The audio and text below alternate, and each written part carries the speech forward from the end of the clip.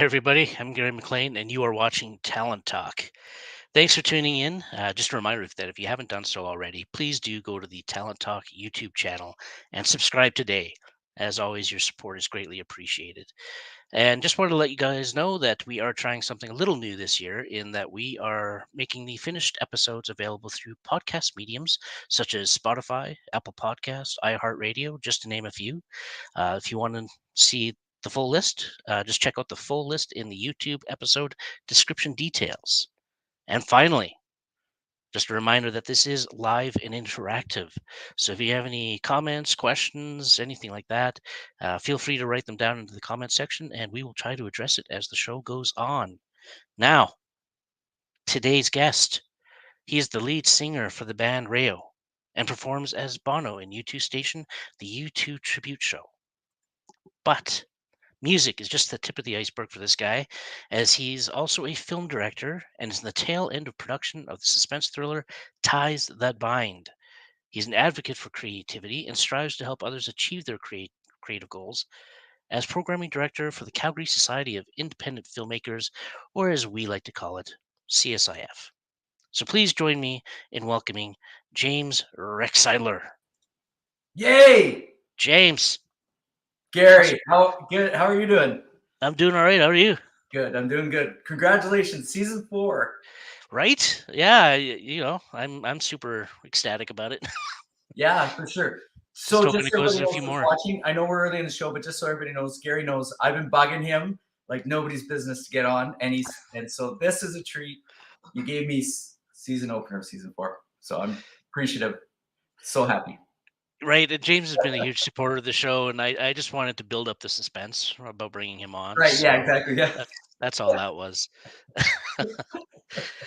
Well, no, thanks for coming on, man. I appreciate it. You're welcome. Um, yeah, let's get right into the nuts and bolts of things, Yeah. and maybe you can just tell me a little bit of actually first, what came first, music, film? Yeah, music, actually. Music. I'm a pretty musical guy, I think. Yeah. I mean, as early on as early days of piano lessons, I was the only one of the family that stuck it out, other than my sister, I guess.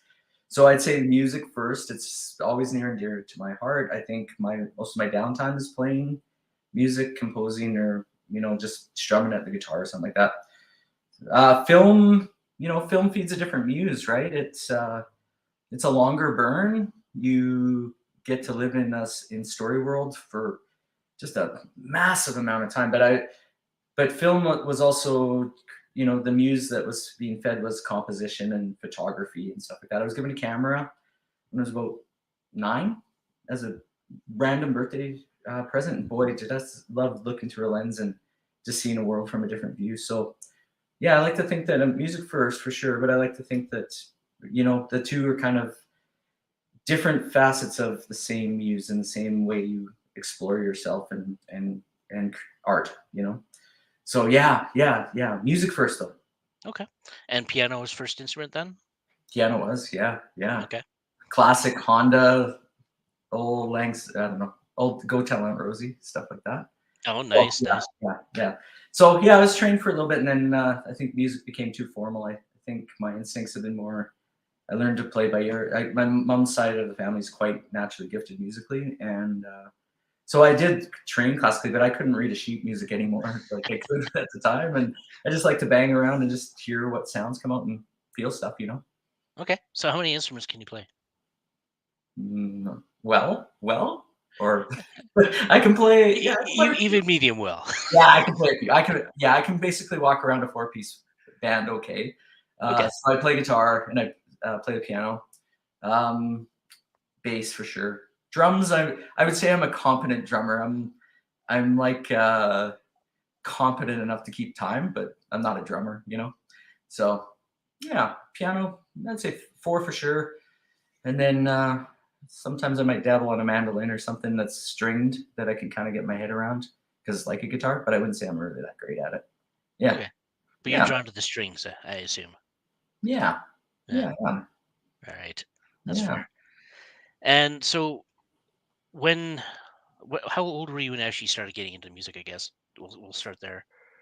Like, Yeah, if you started photography at 9, I'm guessing music must have been yeah, yeah. yeah. Well, we're from a hockey family for sure. Dad loved us all in hockey. He thought we were all going to be hockey stars for him because he was a goalie. And we started hockey around 7. No, we were skating by 5, playing hockey by 7, and then piano lessons was the other thing we did. Probably about 6 or 7 years old. Okay. What Yeah. position did you play? Oh, I was a right winger. I was a Right? good one, too. Soft hands, Yeah. soft See, around that. Great goal I scorer. nice. I was like your dad. I was the goalie, so, Oh, were you? Yeah, you were. Yeah, Hey? yeah. Yeah, Yeah. yeah. Well, I love playing goal. I kinda miss it, to be honest. I There's haven't done it something for a long odd time. about a goalie. That actually adds up now that I know you. Right? Just loves getting Yeah, it's the weirdest thing. My yeah. brothers are goalies too. This actually relates really well to bookend when we get to ties that bind. But my brothers are goalies too. There's something about them that's interesting that they love to have projectiles like Just yeah, flying in their face, and I'm like, I'm good. I'm good. right. Well, I don't know if I should share this story or not, but, Sure, sure. yeah, when I was younger, like, I was probably about 16, 17, Yeah. playing goal, just shinny hockey, and, um, my equipment was way too small because it was, like, the equipment I got when I was, like, 10, so it obviously grown out of it a bit, but, Yeah. Yeah. Yeah. Yeah. including the cup, Yeah. and this guy took a slap shot and square onto the family jewels, Oof. and I Oof. was on the ice for about 10 minutes just groaning in pain, and, yeah, the Oh, guy kept skating by going, "Dude, I didn't even slap it that hard," and I'm like, "My cup is too small." So that's all I could get out. It's like so, yeah, I, our I kept playing, so, Yeah, our childhood was weirdly. I won't talk too much about my dad, but it will come up later, I'm sure. But my dad, yeah, he was really quite an eclectic guy, and he still is. But yeah, like a lot of our childhood was him coming home. He still played kind of actively old timer hockey, senior hockey when we were kids, and he'd come home. He was a goalie, and you remember those old Pelly Lindbergh masks, like the plastic, yes. like Jason masks, right? Yeah. Remember, he'd come home with like these, like bubblegum size black eyes, and then just walk away like nothing, and then it would just sort of heal up, and then like 3 weeks later there'd be another one. Like it's Yeah, yeah. you know, I don't know what it is, you man. know what it's like, yeah, man. A Oh. little unstable, I don't know. Masochists, I don't know what you call Yeah, that. well, Yeah. that's probably getting a little closer. Yeah, we don't have to deep dive it. That's probably pretty close. And I just wanted to let you know that Jim says hi, Yeah, and, that's my Uncle James. yeah. He's a talented musician out in Ontario. Hey, Uncle James, how are you? And Jamie Hill up in Edmonton, she Yeah, came Jamie says to hello as well. oh Hello, hello. yeah, so good to see you both. And everybody else that's watching. It's amazing. Hello to you all. Yes, thank you all for watching, and just remember, throw in some comments, say hello, give us a hard time, whatever you're feeling at the moment. Yeah. Um, yeah, okay, let's get back to who you are and what you do musically. Um, and let's start with Rayo. How long has Rayo kind of been around? Yeah, Rayo formally has been around since 2011, 2010, and it was product of the so from a family of 5. I'm a triplet. There's 3 of us, but there's 5 in the family. So Rayo has always been a product of a relationship between my brother, our older brother, not one of the triplets, and myself, because he was very musically inclined too. And so we were always writing music together. We were in a band in high school with a couple of the brothers and a couple of friends. So we did the high school classic up in rural Alberta.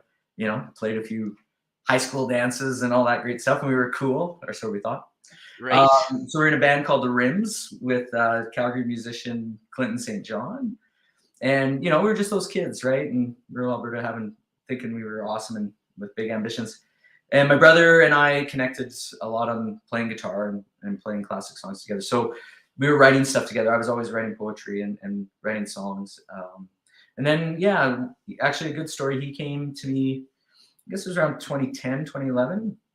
And he had been living in Los Angeles. He was starting to dabble back in his music. And he called me one day and he said, "Hey, I think I'd like to do the music again. I'd like to bring the band together." And I was up here, of course. So went down there to talk to him about it. He had a nice little setup down there. He was composing some stuff, and so super talented guy too. And yeah, and he just proposed this concept, and it kind of felt like the band was going to get back together, like in the real way. So we didn't have any other players, and I said, yeah, let's do it. And I came back to Calgary, and so we found an incredible drummer, one of the top talents in Calgary, no question, in terms of musically. Drummer Patrick Hanlowski was playing in lots of cover bands and different other acts, and we just bonded like brothers instantaneously.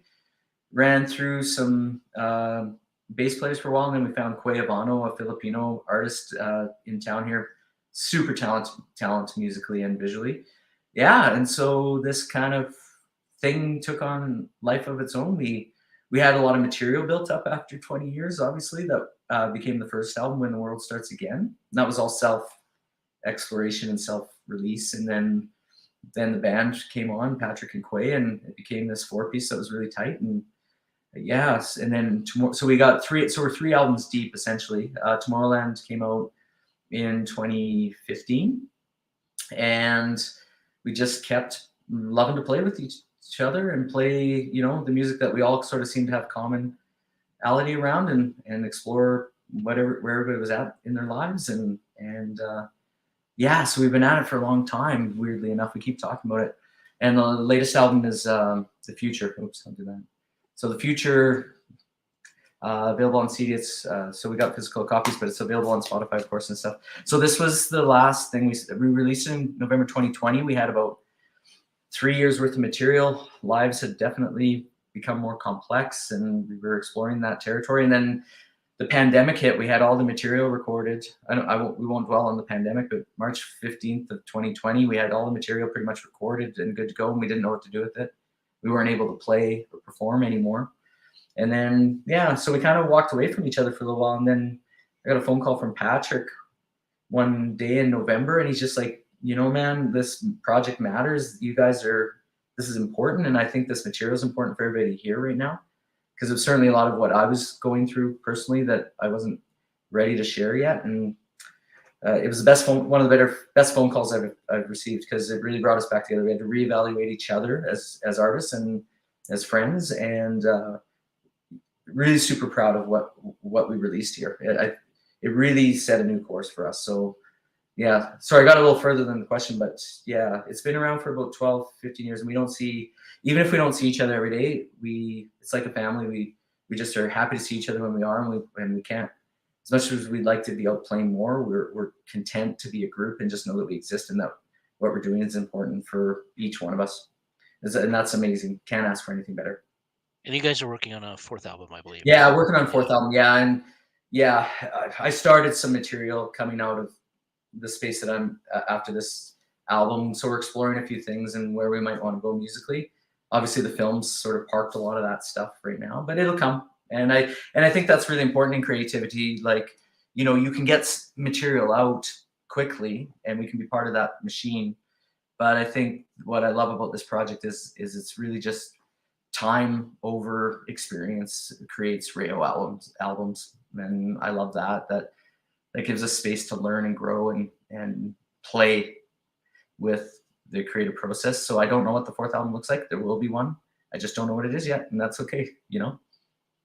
And you guys are self-producing the albums and such. Yeah, we are. Yeah, we're self-producing. Yeah, absolutely. This last album actually was recorded through installments of time with APRA students, so audio post-production, recording arts down at the Beach studio, which unfortunately in Calgary is no longer with us. But yeah, the students, through an audio post-production program, we go record with them, and then amazing guy in town. Like we always know, Calgary has lots of really untapped talents sitting around, but a guy by the name of Steve Durkins, Studio D recording, if you're watching this, call it me. I know, Uncle James. I know.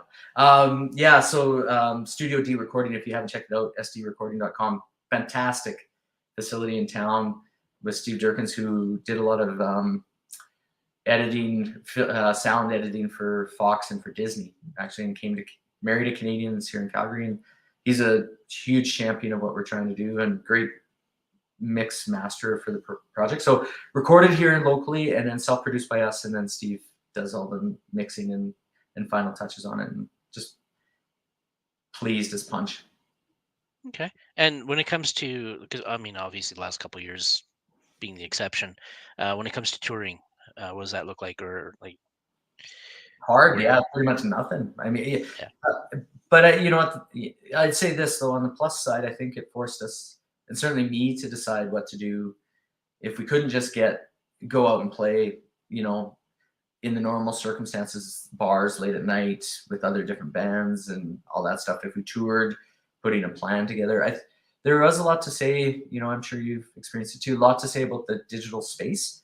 You have to learn. The learning curve was quite hard to get stuff out, but it really did open up a channel of opportunity that we weren't necessarily exploring before. We knew we wanted to get our music out into the world this way, but we didn't necessarily have plans for performing and people getting to catch eyes on us in the same way. So it's kind of a weird mixed blessing with everything that's gone on. Right now, we're not sure when we'll play again live, but we all know that we could also walk into a room.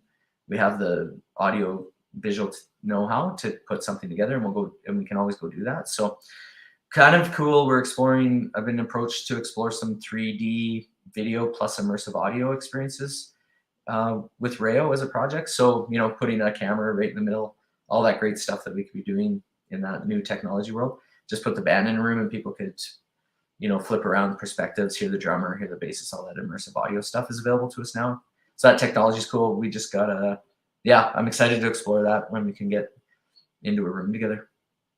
I just sorry, when you were kind of describing that, I started getting the vision of that '70s show when they sat in the circle and Totally. That's got the exactly what camera it roll. is.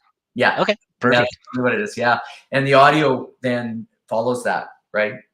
And very much like the camera would, yeah, microphone would follow, but essentially that would be it. You could actually have drummer perspective with singer behind you, and it would feel like that you're hearing more of the drums and it happens simultaneously in the recording of the audio. It's cool. Nice. Yeah. The future's now, Gary. The It future's is, right? We are living it right now. So how did you two tribute kind of tie into all this, and yeah. how did that come about? Um, was a late night in a bar in Redondo Beach, California, actually. And so tribute is a pretty popular, well, it still is and was at the time a pretty popular thing that was drawing audiences in Southern California. And I didn't know anything about it. I like if you had me watch it, I thought it was goofy as all heck. I was gonna swear, by the way. But anyways, You wouldn't be the first. It's all good. okay, yeah, yeah, yeah, and but you know, it was something about nostalgia. You know, audiences coming out for a good time, but the experience was very familiar to them. So this idea that you dress up and look like somebody and perform this show, it's theater, like it's really theater, just musically driven, um, was drawing audiences. So we actually, yeah, so again, we're down in California, but we were down at this bar in Redondo Beach, and a U2. Hey, Brock, yeah. Hey, Brock, it's good to see you here. So this guy, so we went and watched this U2 show. It's called U2 Experience, and the guy looks a lot like Bono, and they're still there, and actually they performed with U2, which is really cool. We haven't yet, but that's okay. Uh, so we just watched it, and I remember very distinctly. I was sitting beside this, you know how it goes. Beautiful woman was sitting beside me. I'm like, and the place was packed, right? Like the place was packed for an experience. And so I turned to her and I said, "Do you like U2? Like, is that why you're here?" And she's like, "Oh no, I don't like U2 at all." And she's like, "But my husband does, right?" And so then of course, you know, we passed and see this guy, and he's like, "Yeah, man, right?" And it was kind of an enlightening point that music, like if we were all of that age in the 80s and that was our music, we're all now in our 50s or late 40s, 50s now, and that was our music. And but now I have money to pay for this experience, and you're willing to do it, right? You're willing to go see a band like U2 out and spend all the money because you've got the money to do it. And so we looked at it as a project that musically we knew reijo would take a long time, and just thought we could do this. We could do this, and we could bring it to Canada and try this out. And because I think, yeah, there's something very unique and special about the experience that we had. And if you kind of glint, like if you do it right, the tribute thing, if you're watching and you just kind of squinted your eyes a little bit for like 5 seconds and then go, oh my God, I think it's you too. And you're connected to that band, then we've won, you know, like, because that happened for me. I'm like, holy, wow. Okay. And so that came about around the same time, around 2012, 2013. We thought if we were going to do music and we knew that reijo was going to take a long time, there was another way we could make money doing it. But I learned, that project has taught us a lot about creativity and audience connection. And I think that's true when any art we're doing, we are trying to connect with audience. We are trying to express our uniqueness and make a connection. And, U2's a massive band. We can look at all the big industry of music and stuff like that. But I think at the heart of it, I've had such unique experiences of people where someone like Bono has touched their lives in ways that I would love to with reijo, or I'd love to with my films. And as long as that might take for me to get there, I know what that's like, and it's extremely special. And I think there's a lot to be said about the for all the things that music is and isn't, and the big industry that makes it really hard for musicians who just want that same experience. When you get to experience it in the tribute world and have people hug you and cry because you've given them something special that they didn't. Yeah. I mean, that's the best you can hope for. It's amazing. It's amazing. Well, on that note, if you're all right with it, I might just share your promo video for your station. Yeah, sounds good. All right. Yeah. Might take me a second to get this set up, but we'll do our best. I think you got it pretty good. Oh, that's the other one. There we go. Let's do that. We live for hope. Tonight we've got hope.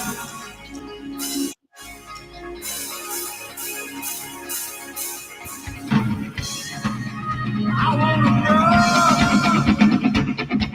I want to hide.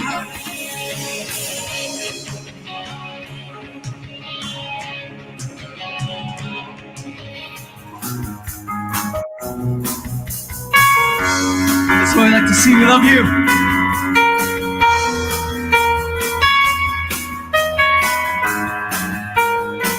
It's her imagination. You love this town. But even if that doesn't ring true, and you give yourself away with or without you. Love. There is no end to love.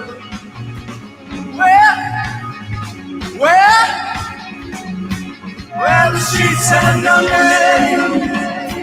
Where the streets have no name. We're still building and burning down love. Burning down love. And when I go there with you. And you, it's all I can do.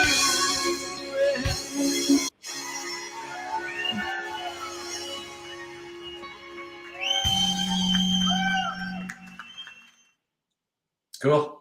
Nice. Yeah.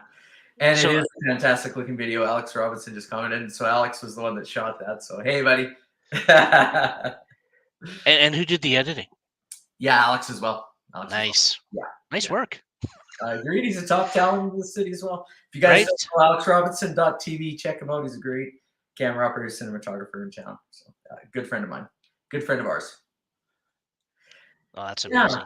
So we were, and I think, I'm just going to pick up on that, just that I know I said about unique experiences, and they're really special, and, we've toured it, and I think it's a good reminder that in other places, music is still a great human connector.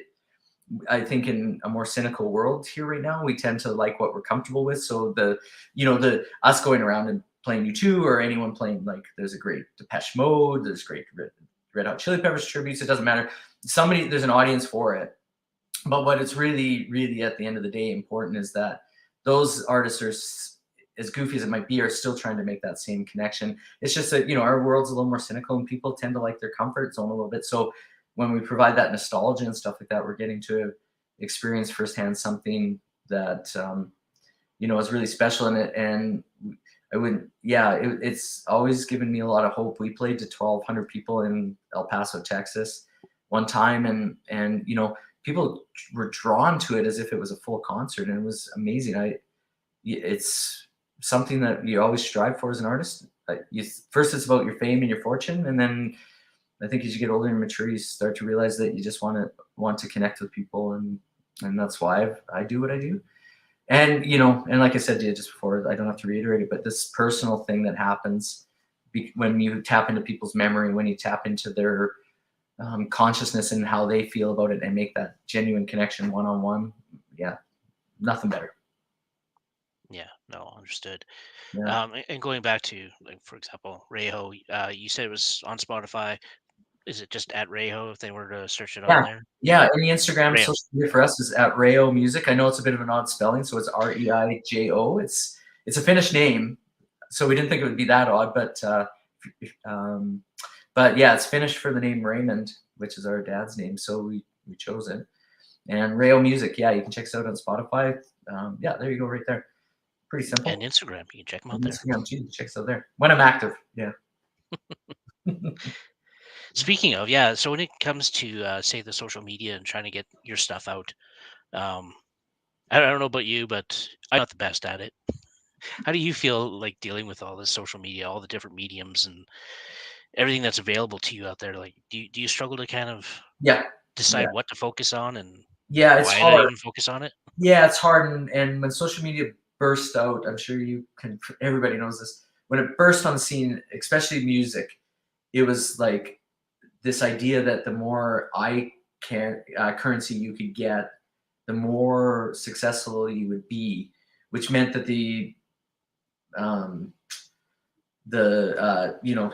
basically the teaching or the instructions that we were all told to do was get on as many platforms as possible so that as many people could see you as possible. And as we all know, that's just like not necessarily true. The same content on one platform to the other actually can be detrimental. So you got to target and you've got to be smart. And one of our other brothers is a digital marketing strategist, actually one of the triplets, and he's amazing at what he does. But like the world he lives in about how to target is exhausting, of course, right? So yeah, we've struggled with it for sure. I wouldn't say that we haven't been successful. I think our followers have been pretty good, especially on Instagram and platforms that are more creatively inclined. But you have to spend a lot of time.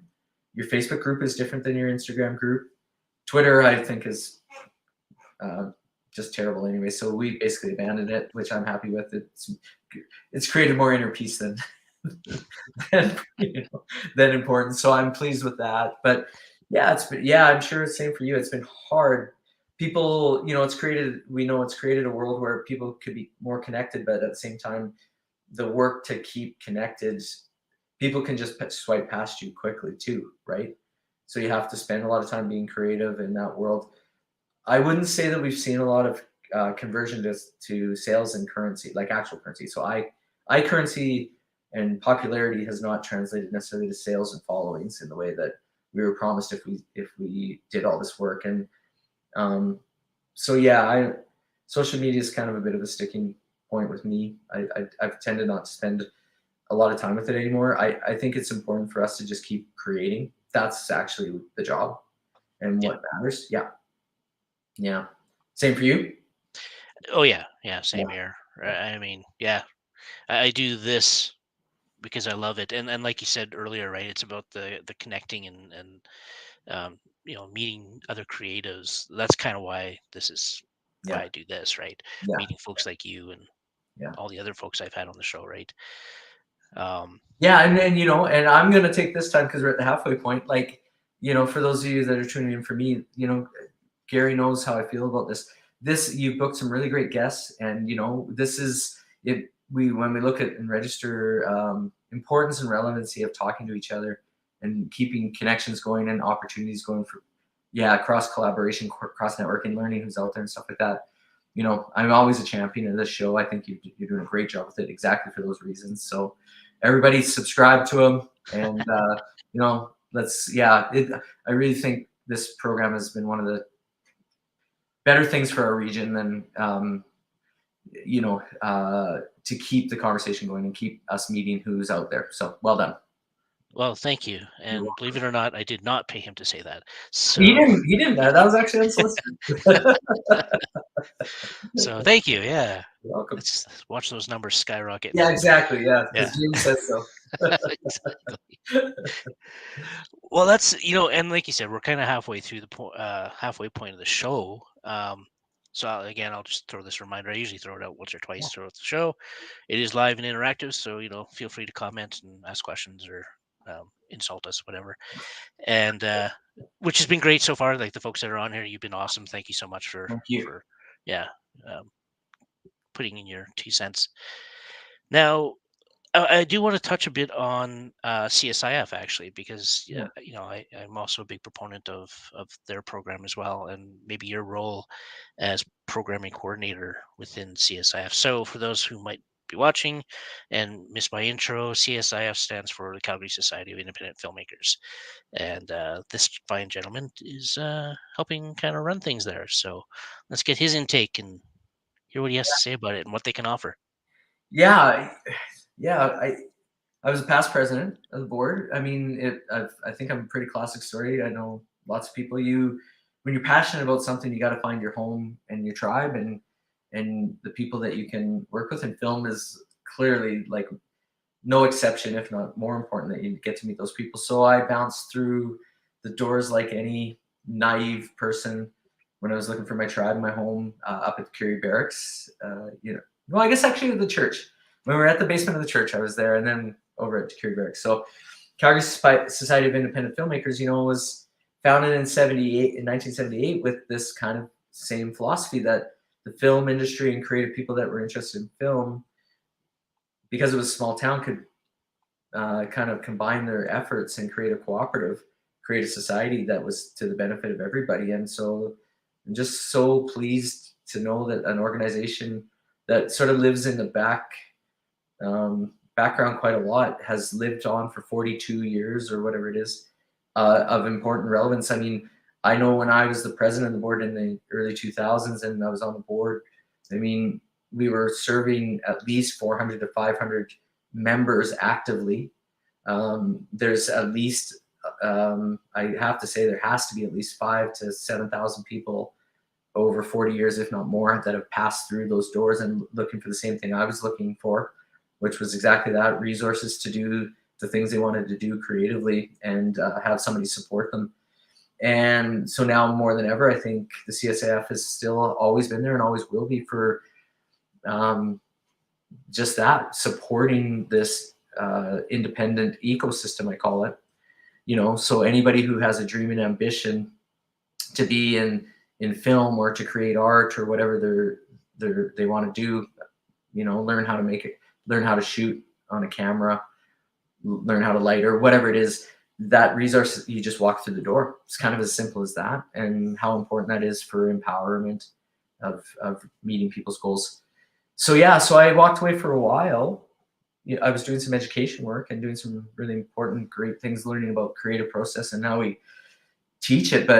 And then when I came back to CSIF and kind of walked through the door again, it was a nice reminder of what my life was like 20 years ago and the importance of the people that you meet. So even in a small little office that not a lot of people are coming around all the time, it's been really cool to get to re-meet the people in my community, the ecosystem, where people are at, what they want to do. And then actually on the other side of it being a little bit more of an old chunk of coal, I get to be the one that gets to steer people and support what they want to do. And I remember a teacher actually at college, I never understood this when I was young, a teacher at college, John Neller at Sheridan, he liked teaching because he was an experimental artist, and I never understood. I thought, well, didn't you want to just create your art all the time? And he reminded me, you learn by doing, and you learn by experiencing with helping other people do what they want to do, and he was right. And I love being back at CSF for that.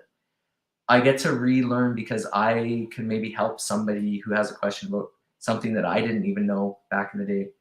They don't know it now, and I get to help them. And so the answer to me when you come through the doors of CSF should always be yes. Even if I don't know, I'll figure out how, right? So that, yeah. And so I'm just pleased to be there. It's nice to know that the community still exists, and I think it's a very important space for development and for growth of our community and our ecosystem. Absolutely. And, myself, I can attest to, when I was working on my short film yard sale, CSIF helped out a little bit with that, especially with equipment rentals and things like that. Um, and I think that's sometimes the misconception about CSIF is that they're more of a rental space than anything else, Yeah. which is way so much more. In fact, I'd like you to touch on a little more of this when I'm kind of done. Yeah. But you've got your connection with telefilm. You've got so many workshops, like you said, that deal with learning how to edit or write or direct, like all aspects of film. If you want to learn, check this place on the screen, csif.org, and check them out because they've got a lot of stuff and a lot of features that could be very beneficial for anyone looking to learn about film or start a career in film. So check them out. And like you said, I'd like to learn a little bit more about CSIF's connection with telefilm and how that works with new filmmakers. Well, yeah, like I mean, I do think that so telefilm, CSF is an endorsing uh, organization for an initiative telefilm started, which is called Talent to Watch. So there is actually a great story behind Talent to Watch, but the idea that telefilm was funding during the Wayne Clarkson executive director days in the Harper years, was going to be the funder of large projects, the Paul Gross, Anna Sarah Pauly kind of projects. And that kind of council was going to support the artists. And so it changed the dynamic of people in this film world who were making short films, wanting to have higher goals. But the jump from an AFA grant at $20,000 to all of a sudden like $1 million projects that telefilm might support is that's a massive leap. And it's too hard. So Talent to Watch was a response to kind of what National Screen Institute was doing in Winnipeg, which was helping to develop very specific industry goal-oriented people to get from their first grants and their first short films up to a point where their producer team, director, writer, team was a very strong thing, that they understood the business. So the Talent to Watch thing, CSAF as an organization is in that space of nurturing and developing, and like a bunch of media arts organizations, when Talent to Watch was started as micro budget, I believe it was first called, it was the idea that telefilm could step into the space of developing that $125,000 to $200,000 budget level that would prep people, producer teams into that space where they weren't taking on a massive budget, but it would just get them that next step, so that when you wanted to get to your big features, because features cost a lot of money, you would have that experience here without too much risk. So yeah, and I think that's kind of a critical piece of the value. It's not about us being in association with telefilm as an organization just to give you money or just to support, but the idea that we as an organization, like any of the organizations across the country, we know who our membership is. We can develop their goals over time, and we're staying with them if they're engaged in the organization. So when we give an endorsement of a project to telefilm, then telefilm kind of gets that little bit of a gold stamp that that this is a committed group of people that really have serious goals in mind for themselves, and that CSF has been a supporter of it. So that's a unique thing and a very special opportunity from CSAF to be able to endorse and kind of gold stamp a project to put forward to telefilm. And I think because we don't have telefilm offices in Calgary directly, there isn't a direct contact here. That's a very important step in the development of the ecosystem here in the region, is that through CSAF, there's somebody helping to nurture your talent and develop it to a point that telefilm can we can give feedback to telefilm, and they can learn more about you more quickly. Absolutely. Yeah. Cool. I know I've looked into it a few times. I haven't actually, put my hat in the ring yet. One day I will, but Yeah. not yet. So, but yeah, it's something I'm always kind of keeping my eye on, and yeah, definitely recommend if you're an up and coming filmmaker, check it out. Totally. Yeah, absolutely. And membership, it's a cooperative. I think that was the key thing when I came back, because I think, like you mentioned, alluded to, it's not for better or for worse, but when you feel like the only thing you want is the equipment for cheap, then you do treat it like a rental house. But really, it is a organization supporting artists, a community resource, which means you own it. And I kind of feel like we're back in the 30s a little bit in that sense, that we're relearning that cooperative model.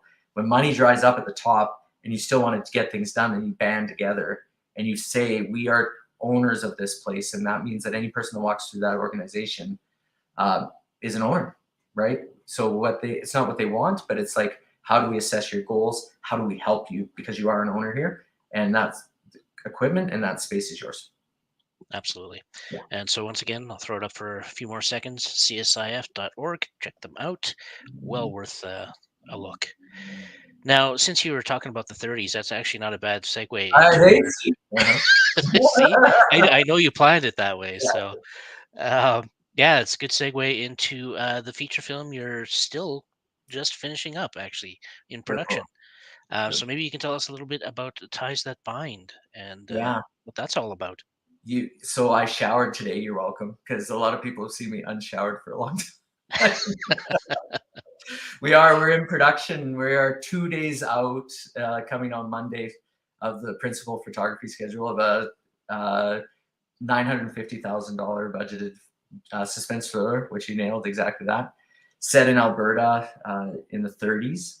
A script that I wrote with partner Marcy Merrill, who's a talented author and novelist. And yeah, we're shooting it right now. We're in the thick of it. We're in the thick of getting the clay. I keep saying to everybody, we're going to the shop every day and we're buying the clay that we get to sculpt into this great little masterpiece. So we're exhausted. We're all very exhausted. But 2 days left, and we're in the lights. Yeah, we can see the light at the end of the tunnel. Well, and this was, you were filming over 21 days, I think you'd Yeah, mentioned. 22-day schedule. Yeah, 22-day schedule, and it's been a long time in the making, as far as I understand as well. Like, yeah. this isn't something that was just created within the last couple of years. It's something you've actually been trying to put together over some time. Yeah. And maybe you wouldn't mind talking about some of the hiccups you've come across. Yeah, it's an ambitious project. It's a period piece. I mean, we knew that. I was working. Yeah, so I'd say I started writing the script as early as my last year of college, actually. So we're talking 15 to 17 years worth of development, essentially, just on its own. And those were very early drafts and very early scratches of the storylines. Like I mentioned, I'm a triplet, so the storyline's about three brothers, and the allegory is a little bit kind of like Cain and Abel. But the anomaly for me is, because as you're a triplet, often we look at antagonist, protagonist, but what happens when two brothers are kind of the antagonist, protagonist, but you have a third entity, that kind of middle state? Like, what's that like? If because not everybody's always good, not everybody's always bad, and the power shift in a three dynamic is super fascinating to me, because that's my life experience, right? So two gang up on one, the other two gang up on the other, all three gang up on the outside forces, like all that stuff, right? Yeah, so it's been a long time coming, and we knew it was an ambitious project. We knew it needed money behind it. Not that I couldn't create good art, but it needed the right supports to be told properly. And so here we are. I persevered, and it's odd to be 25 to 30 years into my career and on paper a directorial debut. Like, that's, to me, is nuts, but here we are. When you say that, though, I mean, that's for a feature, right? I mean, you've done directing before, obviously. Yeah. You've definitely, yeah. And actually, I wouldn't mind delving on that a little bit as well, like the transition from, say, short films to a feature, and how you kind of found that transition. Well, as a director, I think you let go of a lot of control. I think I'm trying to remember that it can be hard. I mean, everyone says the director has the vision, but at this level, the director holds the field team together. essentially the troops together. And I really only have control over performance. Ray's on here, and Ray Farrer is playing Grace in the thing. Hi, Ray. She's done a terrific job. I'm really only in charge of my department, which is the performance, and making a bunch of decisions around composition, and I think that's about it. And, you know, and then getting to decide whether we do it again or not. But at this level, what we do is that's a little different than short film, is you hire the people that are really good at what they do, that help you, and then you film that, you know, casting. The art team, Mike Casper is our art production designer. His team is killing it every day. Our Grips Electric team. I've had 2 DOPs actually on this show. We split time with Aaron Bernakovich and then Phil Bowen, who are every day bringing the best they can lighting wise. So I can tell them what I think it looks like. We can look at it, we can storyboard it, but their contribution is how they compose a frame and how they structure an image.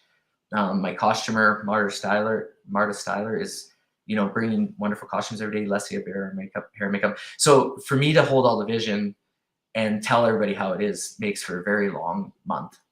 But if I can film the sum of the experiences of everybody that they're bringing their best to, then that's actually the director job, is just to hold that and then make sure performances are right and make sure that for better for worse that we get everything we need on screen that's going to tell the story as best as possible, you know? Yeah, absolutely. Yeah. So there's some days I feel like I'm absolutely like completely in charge all the time and having to make a lot of decisions quickly, and that's lovely.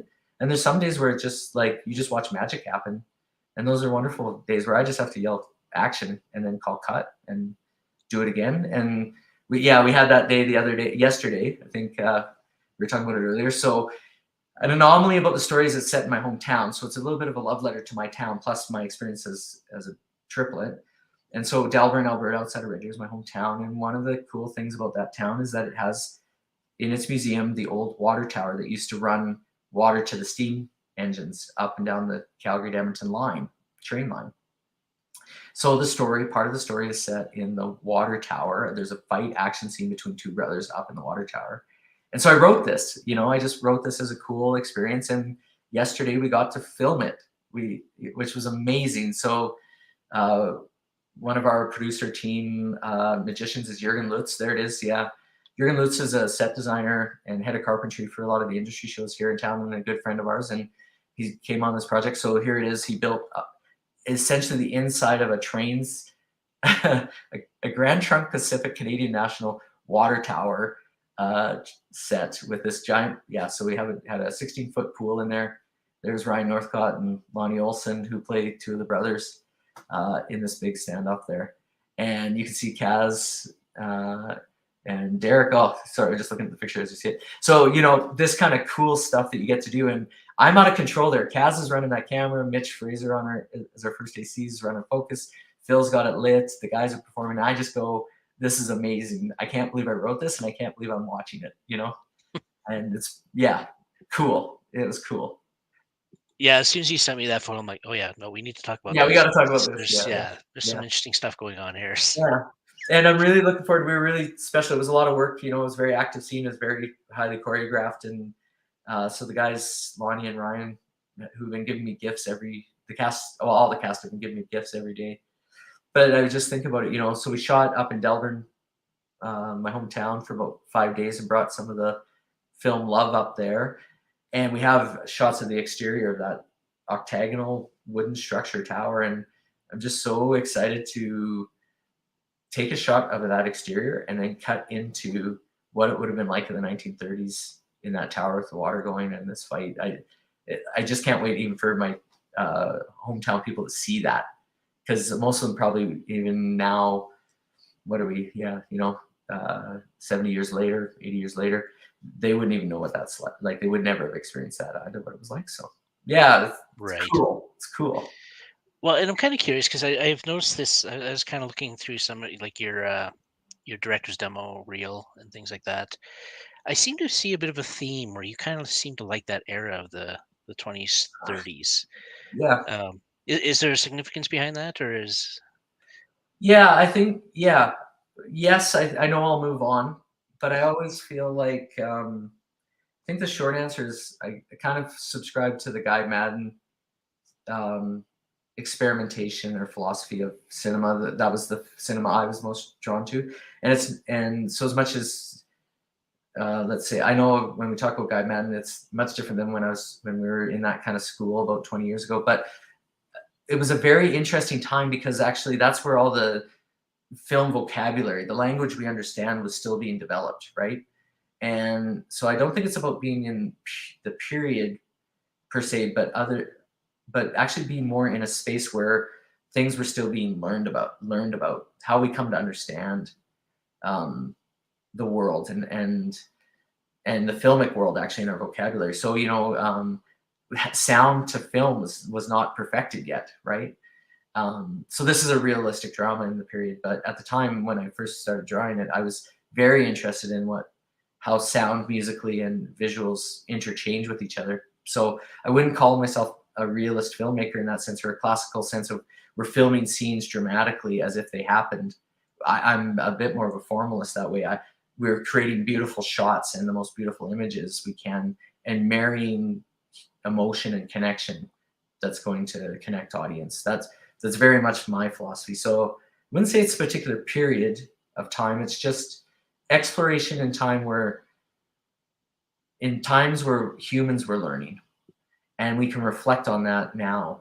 And actually, that's funny. Yeah, like the connection to your question is Ties That Bind as a 30s piece. The more, like, it took forever to get this thing developed. But think about the world that we're in now. We're talking universal basic income, and Alberta had social credit. They were trying to put money in people's pockets to drive the economy and the province out of depression. So the storyline has a lot to do with money and where money is and where it isn't. And these people, so what happens is one of the brothers comes home looking for basically $10,000. There isn't $10,000 in this town, or is there, And so the trucker convoy to Ottawa in the 30s, there was the on to Ottawa trek. People were frustrated and they didn't know how. They were looking to government for answers and they weren't getting them. So weirdly, we have as much as I talked about this Cain and Abel allegory of the brothers, we're actually living a 30s experience here now. We're kind of relearning that lesson. And I think that's why we thought that this project was really important to do now, and seems to have revealed itself because it actually parallels back. We could learn from what it was like back then, which is kind of, that's a great way. That's another bonus win of art, is we reflect on who we are as people. That's what I'd like to express. Yeah, and it is kind of interesting, the timing of you doing this film and the correlation, like you said, to that time to now, right? Because there is definitely some correlations there, which is quite interesting. Yeah. Because I'm pretty sure that wasn't your intent when you started writing it 15 years ago. So no, exactly, and it was troublesome. But it was troublesome because that was the first question, even prior to Marcy and I writing it. Jason Long, who's a wonderful friend and great screenwriter in town, that was always the question when we're writing scripts. That's the question to hold. You're curious about what, and how does it relate to how people are experiencing the world now? So you're exactly right. 15 years ago, I didn't have that answer. In the same way now, it's like, clearly here we are. Absolutely. Yeah. So do you have a timeline as to when you will, production? Yeah. Production is complete. Yes, you know how they go. Yes, I do. Yeah. But we'd like to have something to look at in June for sure, and it will have a festival run. I think theatrical, just a straight release to theatrical is going to be tough from an all Alberta project. We're very proud of the all Alberta casting, all the Alberta crew, all the Alberta stuff that I feel near and dear to my heart. We've achieved what it was we strived to do, was to prove that all Alberta is important and that it actually can create some great results, because we keep hearing that, and you and I know on the ground that's true. So here's a project that I'm hoping will see that success, but it's still going to need a festival run, maybe some audience buzz around it before it just hits the market. So I would say, we were looking at, I don't think we'll hit the fall festival, but we'll have something to look at over the summer, maybe do some test audience stuff. And then I would think by January of next year, we should have something to release. Okay. And is there a goal for other distribution beyond? Yeah, it'd be intended for sale. It's definitely intended for sale. But and then but we don't know what that looks like. We have a distributor attached, and we're obviously shopping it around and learning a lot about the market for this kind of piece, where it lives and where it isn't. And that's just further exploration we're going to do as a team, as a producer team, through the summer and then into the fall.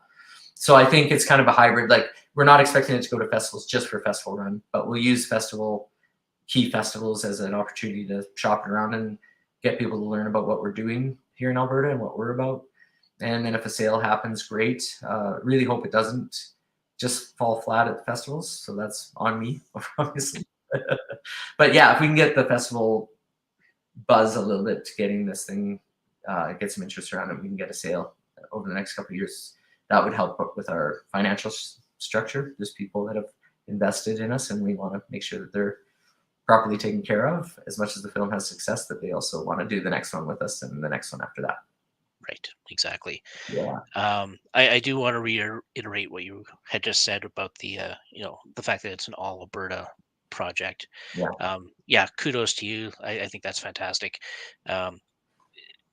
Like you've said, we have massive talent here, and this is a great way to showcase that. So I am really looking forward to it myself, just because obviously I know quite a few faces that are involved. So I definitely have a bit of investment that way. So yeah, kudos to you getting this done, and I know it's been a long time in the works. I do have one other question I'll ask you, because we are wrapping up here fairly quick. I just want to throw it out to the folks watching one more time. If you have any questions for this fine gentleman, throw them in now, because we will be wrapping up in about 2 to 3 minutes. So my next question to you is some future projects. I know you've got a few in mind or in the works. Yeah. I don't know if you want to quickly chat about those, or. Yeah, that's quickly, for sure. I mean, you never know how things go. But yeah, I'm into a couple of different production companies. So Reckseidler Films is my production company. Reijo Music, there's all these pots of just creating. So Reijo Music, 4th album, will come out soon. Projects, I'm in another company called Heartberry Productions with a great collaborator and friend, Gits Crazy Boy, who's a wonderful Indigenous social activist and writer. So we've got a few projects. There was a half-hour comedy for APTN that we're developing. And then there's a feature film to be done, which I really, if we don't make this after this one, I'll be very upset. But we're going to keep plowing away at that and make sure that that one gets made after this one's done. It's going to be terrific. I will leave it at that. And then we'll see how it goes. There's always a script to be developed. There's a series for TV, but I think that's going to take time. I still think we need to put a couple other productions under our belt before we get to that series. But always, for me, the heart is I'll go where the heart takes me and what I'm learning, and being open and pay attention to what's happening and what I'm experiencing to develop and shape the stories I'm going to tell. Fair enough. See more. Yeah, we're just getting started. Perfect, right? Well, I'm going to say right now, thank you so much for joining us today. Honestly, I think you and I could probably talk for a lot longer. But, technically, this is actually supposed to be a 30-minute show, but we keep running to an hour. Well, see, it was engaging enough, eh? Right? Yeah, honestly, last year I tried to do 30-minute shows, but they all ended up being 45 to 60 minutes anyway, so it's all good. Gary, I say 30, and then we'll see where it goes. Exactly. Yeah. Gary, we appreciate you and love what you're doing with Talent Talk, and thank you for letting me be the first of season 4. I'm so appreciative and so grateful. Oh, no, thank you, man. Definitely appreciate, and the work you do as well. So if you can hang on for the line for a few minutes, thank you to everybody who's been watching, and your comments. I love seeing that, and just come back next week, because we'll be here again. We've got another show for the next several months, every week this time. Thank you all. Have a great weekend. Bye, everybody. Thank you.